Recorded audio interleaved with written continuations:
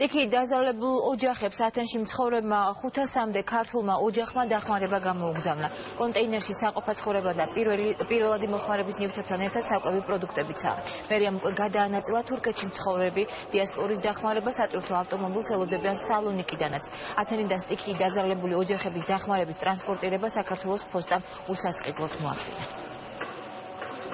საქართველოს ფოსტის დამსახურება არის თვითონ დღეს აქ არის და გამოგვიგზავნეს და ჩამოვიდა აბსოლუტურად უსასყიდლოდ.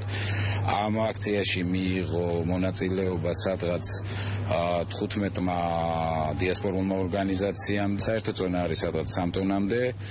ეს არის პირველი მანქანა, პირველ მანქანაში რაც ჩაეტია. დღეს კიდე შემოდის სალონიკში იგივე აქცია ჩატარდა, რომელიც მოდის და ასევე დღეს შემოვა. ქართული დიასპორა აგრძელებს ამ ჰუმანიტარულ აქციას და დარწმუნებით შემიძლია გითხრათ, რომ თითქმის ყველა ქვეყნიდან, სადაც არის ქართული დიასპორა, იქნება საკმაოდ სერიოზული დახმარება სტიქიისგან დაზარალებულების მიმართ. მიღებულია, მე ვფიქრობ, მათ დახმარება თბილისის მერია აზუსტებს კიდევ იმ დაზარალებული ოჯახების რაოდენობას, რომელიც ამ მონაცემებით არის დაახლოებით 150-მდე ოჯახი და ბუნებრივია იმ ორგანიზაციებს, ვინც უზრუნველყოფს ამ თვირთვის თბილისში ჩამოტანა, ჩვენ მივცემთ კოორდინატებს ამ ადამიანებს და ეს ადამიანები უზრუნველყოფენ ამ თვირთის ამ საჭიროებების მიხედვით ამ თვირთის ამ ადამიანებამდე მიტანას.